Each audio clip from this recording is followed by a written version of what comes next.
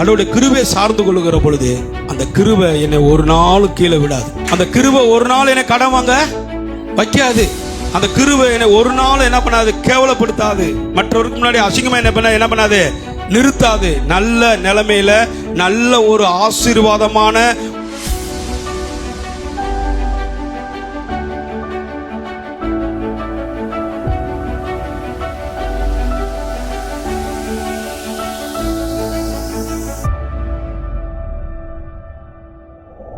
இப்போ கடனோடு வாழுகிறோம், வியாதியோடு வாழுகிறோம், வேலை இல்லாமல் இருக்கிறோம்.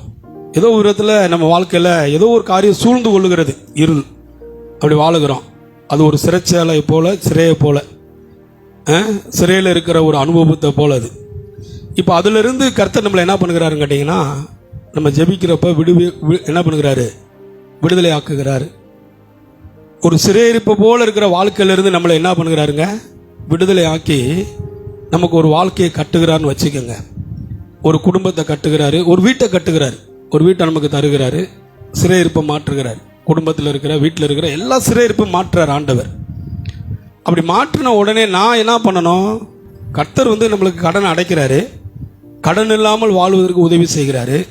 கடனை அடைப்பதற்கான எல்லா வழிகளையும் நமக்கு என்ன பண்ணுகிறாரு, கர்த்தர் வேதத்திலிருந்து கற்றுக் கொடுக்கிறாரு, வசனங்களை அனுப்புகிறாரு.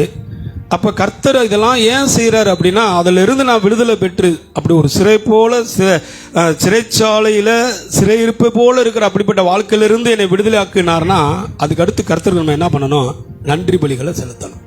எப்போதும் உங்களுக்குள்ள ஒரு நன்றி இருதயம், நன்றி உள்ள ஒரு வாழ்க்கை, நன்றி உள்ள ஒரு குடும்பம், கிறிஸ்தவ குடும்பமாக இருப்பீர்களானால் உங்கள் வீட்டில் எதெல்லாம் குறையாதுன்னு தெரியுமா? உங்கள் வாழ்க்கையில் எதுவுமே குறையாது தெரியுமா?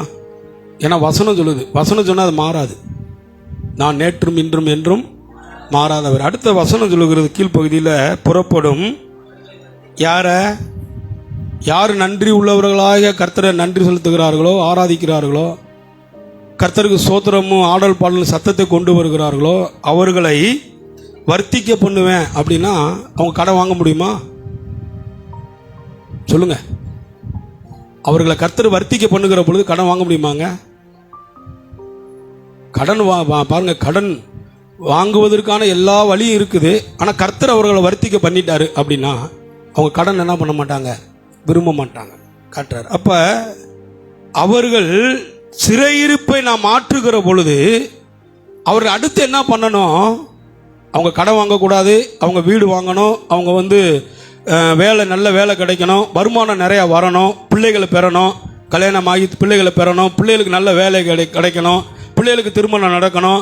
இப்படி அவர்கள் வர வர என்ன பண்ணணும், விருத்தி ஆகணும். அப்படி விருத்தி ஆகுற பொழுது நான் என்ன பண்ணணும், கர்த்தருக்கு நன்றி பலிகளை, ஸ்தோத்திர பலிகளை செலுத்துகிற மனுஷனாக இருக்கணும். நிறைய பேர் ஏன் பாதியிலே கட்டாயிறாங்க தெரியுமா?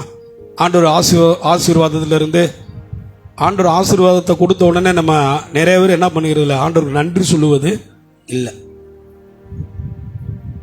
நம்மளே ஏதோ பெருசாக பண்ண மாதிரி நினைக்கிறோம்.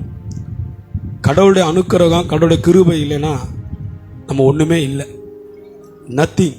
ஆமே, கடவுளுடைய கிருபை தான் நம்ம பூர்ணமாக நம்ம காத்துக்கொள்ளுகிறது.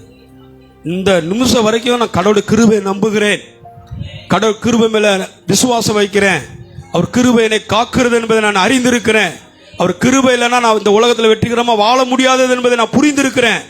ஆகினால்தான் கடவுளுடைய கிருபையை நான் சார்ந்து கொள்ளுகிறேன், மனுஷனை சாராம கடவுளுடைய கிருபையை நான் சார்ந்து கொள்ளுகிறேன். அப்படி கடவுளுடைய கிருபையை சார்ந்து கொள்ளுகிற பொழுது அந்த கிருபை என்னை ஒரு நாள் கீழே விடாது. கரங்களை தட்டுவோம்.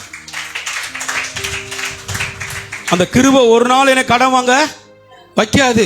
அந்த கிருபை என்னை ஒரு நாள் என்ன பண்ணாது, கேவலப்படுத்தாது. மற்றவருக்கு முன்னாடி அசிங்கமா என்ன பண்ணாது, நிறுத்தாது. நல்ல நிலைமையில நல்ல ஒரு ஆசீர்வாதமான ஒரு மேன்மையான நிலையில போய் என்னை போய் எதிராளி மத்தியில் என்ன பண்ணாது, நிறுத்தும். ஏன்னா கிருபை. ஆமென்.